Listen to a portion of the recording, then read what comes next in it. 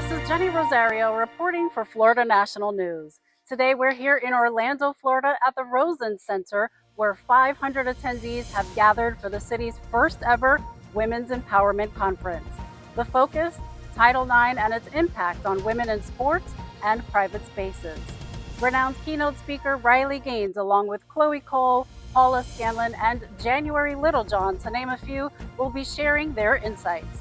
This event has attracted politicians, community leaders, athletes, and concerned citizens alike, all coming together to discuss the future of women's rights. Stay tuned for more coverage. Together today, we have elected officials, community leaders, and a lot of women who have gotten involved civically in causes and people that they believe in, and are really supporting people run for office or supporting issues that they care about. And it's a very inspiring opportunity for all of us to get to come together and think about empowering women, empowering girls, and what we can be doing to make sure that we are helping them be ready for the next generation of leaders. Right. So what do you think this event will inspire women to do, or what do you hope it inspires women to do when it comes to getting involved in politics or just in the community as leaders? Well, I hope that the women who are here learned a little bit more about what it's like to run for office, what it's like to serve in office, and that some of them will be inspired to take that step when the opportunity arises. And the other thing that we talked about that is important is that there's so many women behind that process, whether they're working in campaigns, whether they are organizing their neighbors or telling people about issues and candidates, that having women engaged in the political process can take many different forms, all of which are incredibly important and valuable.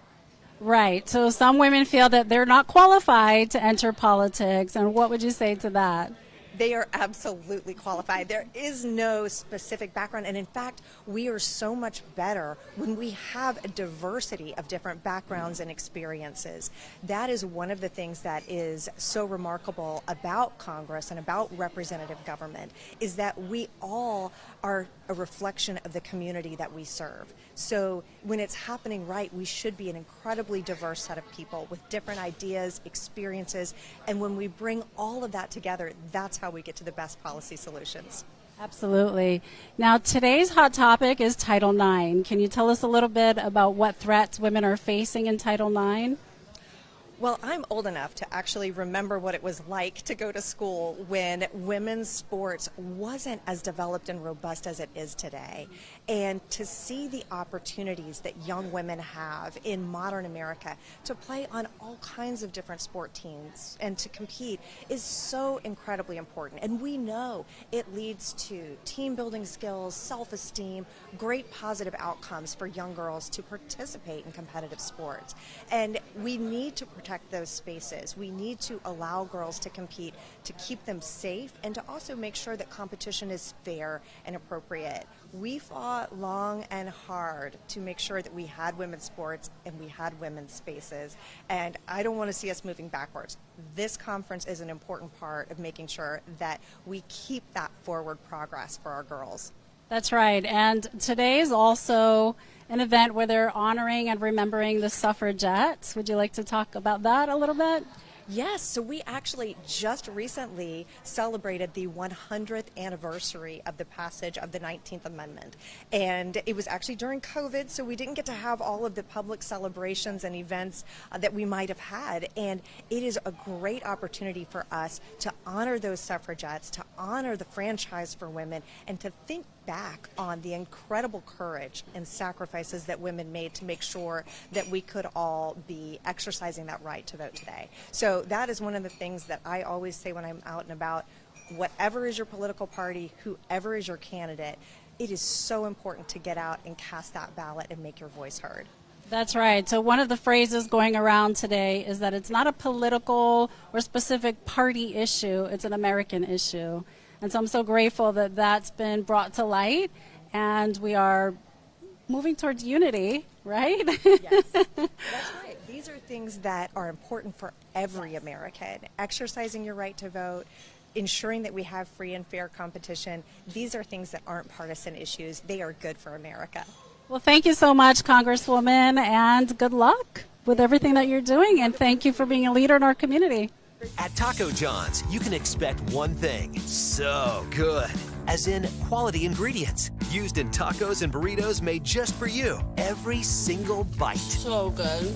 Expect nothing less at Taco John's. Incredible women talking about ways that women can really get more involved in the issues that they care about, whether it's Title IX, leadership, mentorship, civic engagement. It was just an incredible time to be with so many passionate, dedicated women from around the state. But you know, it's interesting, we're about 52 days out from a presidential election, and historically, women have turned out much greater than men since 1980. And so I think you're seeing this trend of more women getting involved, not just voting, but looking at ways to make a difference, whether it's through volunteering or running for office themselves.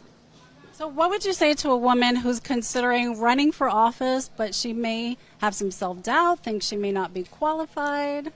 Well, I always tell women, well, people in general, but women especially, that they are capable of so much more than they realize. And if a dream doesn't scare you, you're not dreaming big enough. And so any hesitation, it's a good sign that you're really thinking through and being thoughtful about your decisions. Because, and I do think that women really have a lot on their shoulders and their plates, thinking about family considerations and how that dynamic works.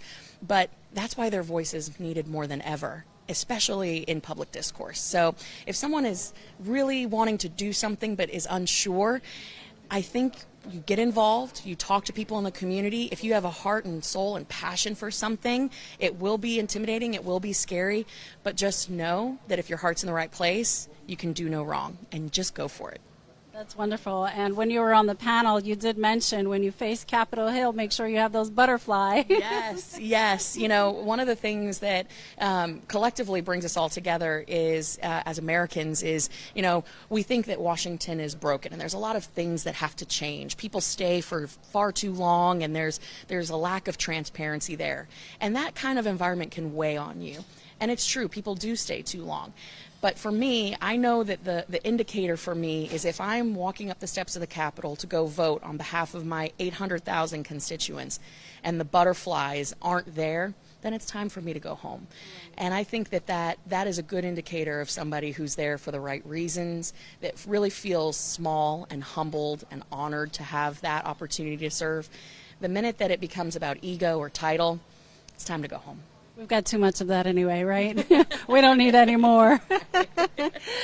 So a big topic today is Title IX. Yes. What can you share with the audience watching about the threats facing Title IX right now, how it affects women, but it will also affect men? Can you share with us a little bit about that? Absolutely. You know, I think about the struggle in securing Title IX and making sure that women's sports and those opportunities were locked in and available for all of our women and girls. And as a little girl who played sports her whole life, who played varsity sports, who was a cheerleader in college, did all these amazing things, I worry that my future children, potentially a daughter, may not have those same opportunities.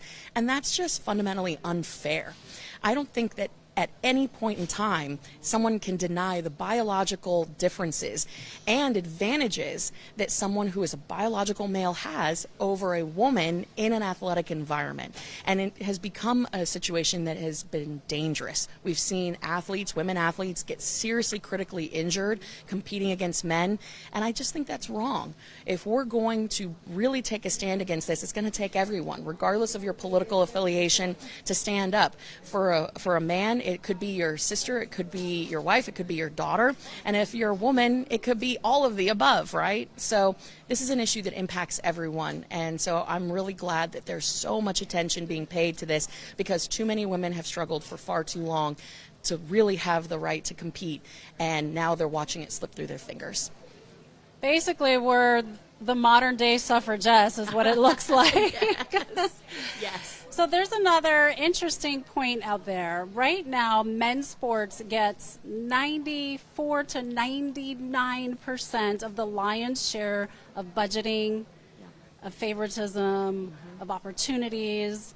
So Title IX can significantly affect women even more so in that sense. So what do you think the damage could be to funding women's sports and getting people to get out and really watch them more than they currently are? You know, it's been a real challenge for decades, quite honestly, to just even get a fraction of equal funding for women's sports, especially at the collegiate level.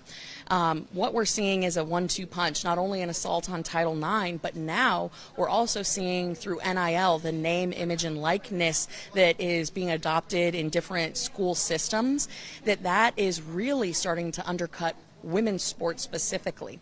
And what I mean is these schools are really kind of in the Wild West as to how to deal with NIL.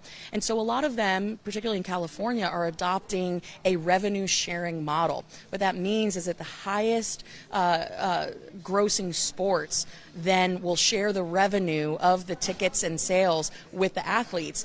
And what we found talking to economists and experts in this space is that ultimately the only sports that would survive a deal like this would be men's football and men's basketball, because there would not be enough revenue generated to keep all of the women's sports going. So we could see potentially women's sports in certain areas and certain schools going away as a result. So we're really taking a 1-2 punch on this. And I just think at the end of the day, we have to have an honest conversation about the biological differences between men and women. And let's follow the science. Absolutely. Thank you so much, Congress.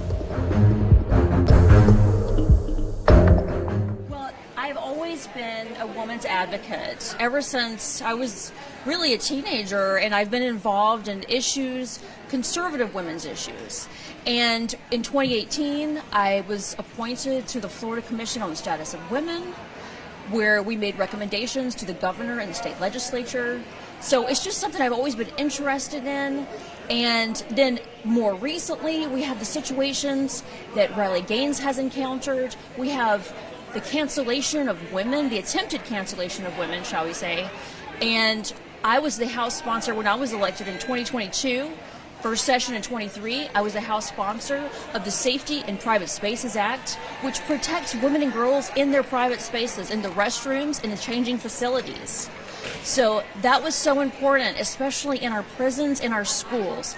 And you heard Riley talking about just how unsafe and how awkward, devastating. There were so many things about changing in front of a biological male when that should never be the case. That should never be the case. And it really it should be considered sexual harassment. And it used to be considered sexual harassment. And today it's just, the thing to do. And if you don't agree with it and totally erase it, you're full of hate. And I just am not going to agree with that at all. Because today and last night at this event, we are taking back womanhood.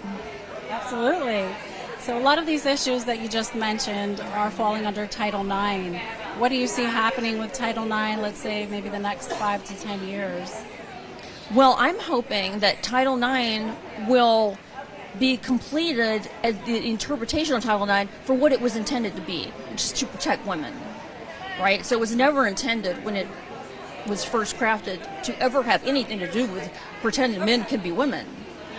So I'm hoping for that right now. And in Florida, our spaces are protected right now. Everything under the jurisdiction of the state of Florida, which includes cities and counties, prisons and schools, thanks to this bill, Safety in Private Spaces Act, that was passed in 2023 and the governor signed it, all the Florida jurisdiction buildings are now, they're totally separate, which is common sense, which is what they should be. We do have several educators here at the event today whom are not willing or able to speak on camera due to fear of maybe losing their positions. What is your take on how the educational system should start handling Title IX? How can they educate students and parents better so that they don't go through things like what January Littlejohn experienced and shared with us today?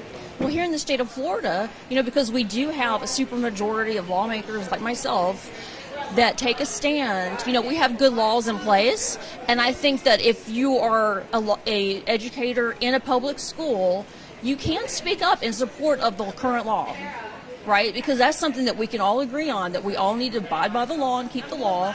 So schools are supposed to come up with their own policies and procedures to implement this law, the Safety in Private Spaces Act. Excellent.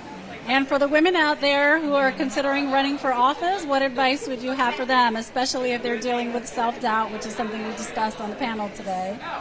Forget self-doubt. If you feel you're called to do it, then you need to step up and do it. I totally believe that. And it is scary, okay? Because I remember when I filed to run, and the first day, I thought, Lord, I remember making it through my first day after I filed to run. I texted my whole family, and I said, well, we made it through one day, 2 years to go. I filed way in advance. But I would get a lot of advice and make sure that the timing is right? Make sure that it's the right thing for you to do.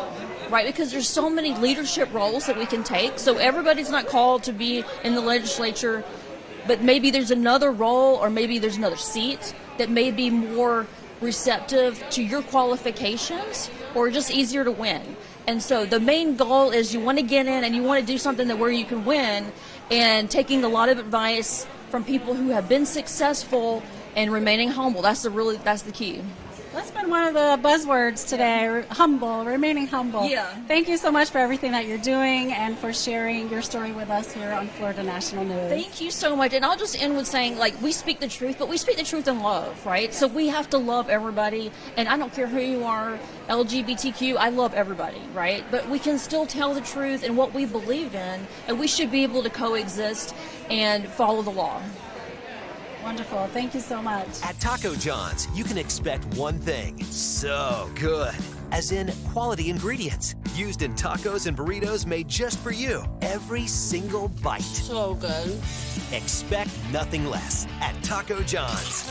Of interviewing Chloe Cole and Maya Poet here today at the Women's Empowerment event in Orlando, Florida. Welcome, ladies. Thank you for joining us. Thank you so much for having us. Thank you. It's our pleasure. So, Chloe, you were one of the keynote speakers today. Can you tell us about this journey that you're on right now as a spokesperson? So I am a detransitioner and a formerly trans-identified teen, having gone through the process of socially and medically transitioning between the ages of 12 to 16. And since I was 17 years old, talking about the experience that I went through and that my family went through, and our struggles within the medical system, and advocating against the use of these treatments in children. Excellent. Well, thank you so much for being a voice in our community. It's so important to have that bravery and speak out. What would your advice be to other young women or even young men who are considering transitioning? Well, transition is never the answer, because the problem never was your body or the way that you're born, because everything that you have, whether you're male or female, or you're sickly or healthy, or you're young or old, is a gift. It's a gift, and every struggle that you have is something that's going to make you stronger. These feelings of discomfort, especially around puberty and especially around your body, are very developmentally normal, and for some it even takes a little bit longer to process. But it's okay to go through that. It's normal, and I feel like discomfort is an important part of life, especially when it's regarding yourself, because it should drive you to become better. And ultimately, transition is only putting a Band-Aid on the real issue. It's running away from these insecurities that you have. So someone who is considering this now and hearing you speak, what would you tell them to do? What would their next step be if they're confused, they're considering transitioning, but maybe feel encouraged by this video? What would you tell them to do? Would you recommend they go see a counselor? What would that process look like? Well, the difficult thing about that is, it's often these counselors and these doctors that we see that funnel us further into the process. I think that support should ultimately come from family, from friends, and that you should try to seek support for any preemptive psychological issues that you might have before addressing the gender dysphoria. And you're never alone in these feelings. It's never too late to stop if you feel that this has damaged you, that this is not the path that you were meant to take. That's such a great message for everybody. Yeah, this is never too late to stop. I love that. That should be like a new hashtag. So you're hosting interviews now, right? You have your own talk show, and I know Maya Poet's been one of your guests. So tell us about your show and about your experience on the show. So I am running an interview series of other detransitioners, and I'm posting the videos on my X account as well as my YouTube account. And I recently interviewed my friend Maya Poets about her experience detransitioning after surviving through war in the Middle East. Can you tell us a little bit about that, Maya? Which part, the detransition or the surviving Hamas part? I think we'd like to hear about both. Okay. So I started identifying as trans at the age of 12 in 2012. So I was like quite an early adopter of this ideology. And my parents are naturally intelligent and skeptical people. And they basically, sent me to study abroad for a year in a non-Western country in attempts of, dragging me out of the trans cult. But which I do believe it very much is. It has a lot of overlapping elements with other high control and high demand religious groups. And anyways, so I ended up in the Middle East, but I actually ended up living as a man in the Middle East for several years. I did a lot of, Israeli-Palestinian peace activism. And I had a fantastic life there. I got to speak 4 languages every day, and I got to do little peace events with Jewish and Arab children and adults, and it was really quite optimistic. It was really the process of living through multiple wars in Israel. The first one that I lived through was in May of 2021 that started me along the process of realizing how incredibly impractical it is to be reliant upon big pharma for the production of your hormones when for example, war interrupts supply chains. And so I was like, living through the process of war made me think, what if I had to put myself in harm, in danger, in order to attempt to make it to a pharmacy on a bus in the middle of war when some suicide bomber could come in and blow us all up. Like, that would be a really unnecessary risk. It's entirely medically unnecessary.